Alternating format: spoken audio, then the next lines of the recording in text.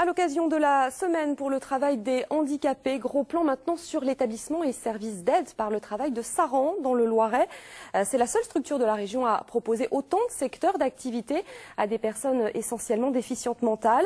Elles ont été orientées là-bas car leur capacité de production est inférieure à 30% à celle d'invalides. Reportage réalisé avec Fabienne Marcel. Des gestes précis et maîtrisés, des machines professionnelles et performantes. Cet atelier a tout de la menuiserie classique à un détail près. Ici, tous les travailleurs sont handicapés. Déficience mentale, couplée parfois à des troubles sensoriels ou moteurs, mais pas de quoi limiter leurs compétences. Patrick travaille ici depuis 28 ans, avec toujours la même motivation. J'ai un poste polyvalent, on fait des trappes, des Pères Noël. Après, il y a les sapins qu'on va faire pour Noël. Des bis, qui a le temps de l'autre côté. Avant, on a fait des jeux aussi pour Nathan. C'est important pour vous d'avoir un travail? Oui. Pourquoi? Déjà les sous, puis ça occupe le cerveau. Et pour les aider dans le travail et leur transmettre le savoir-faire, ils sont épaulés par des moniteurs. Mon rôle ici est d'accompagner les gens au travail, de les former sur des travaux. Nous, on reçoit aussi les entreprises pour discuter avec elles des travaux qu'elles ont envie de nous faire réaliser.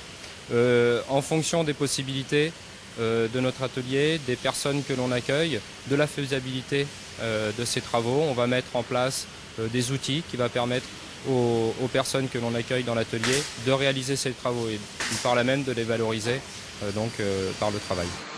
Au total, 100 personnes travaillent à l'ESAT de Saran. Seul établissement de la région a proposé 5 secteurs d'activité, de véritables petites entreprises.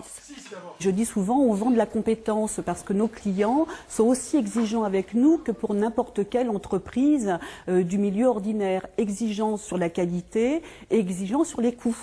Donc il faut qu'on soit compétitif et que la qualité fournie soit zéro défaut.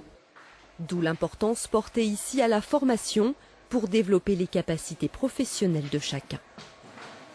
Alors qu'il s'agisse de handicap mental, comme on vient de le voir, mais aussi de handicap physique ou sensoriel, l'accès à l'emploi reste difficile. Le taux de chômage des personnes handicapées est 2 fois supérieur à la moyenne française. Et on va en parler avec le directeur de la délégation du Loiret de l'Association des paralysés de France. Christophe Colliot, bonjour, merci infiniment d'être avec nous. Alors on a le sentiment globalement que les choses évoluent, que les entreprises sont de plus en plus sensibilisées au travail des personnes handicapées. Pourtant, et je viens de le dire, le taux de chômage est massif, on est aux alentours de 20%. Comment on explique ces chiffres ? Moi, j'y vois 2 facteurs. Le premier, c'est que pendant longtemps, les personnes en situation de handicap ont aussi été privées d'école. Donc, on est parallèlement moins diplômés que la population valide, du coup moins employable. Et après, il y a encore un gros effort à faire sur les entreprises. Peu d'entreprises ont atteint leur taux d'embauche de 6%. Dans la région, on doit être à 4% de moyenne. Et donc, il y a encore cet effort à fournir. Les entreprises doivent embaucher des travailleurs handicapés. On le voit régulièrement, ils sont aussi performants que des travailleurs valides et il faut continuer cet effort. Pourquoi ça bloque au niveau des entreprises? C'est les préjugés qui sont encore lourds ou la méconnaissance? Peut-être pense-t-il aussi qu'il va falloir adapter un poste? Alors peut-être parce que c'est effectivement des fois un peu plus compliqué d'embaucher un travailleur handicapé parce qu'il faut mettre en place adaptation de poste, mais ça c'est des choses qui aujourd'hui sont finançables, sont faisables, il faut juste se donner le temps de le faire.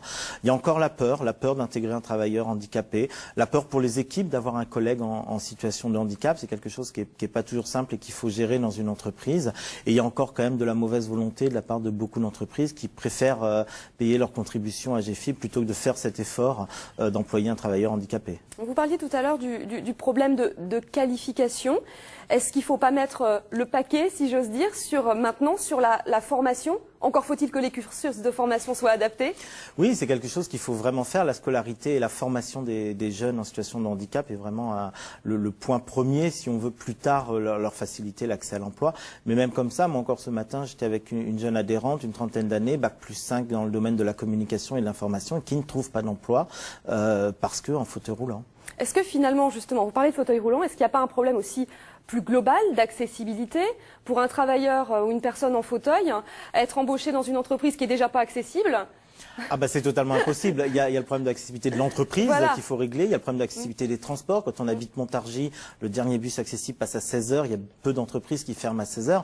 Donc tant que la chaîne de déplacement ne sera pas mise en accessibilité totale et tant que les entreprises ne seront pas rendues accessibles, effectivement, ce sera une barrière supplémentaire à l'employabilité des personnes. Eh bien, merci infiniment, Merci. Christophe Colliot, d'avoir été en direct sur ce plateau avec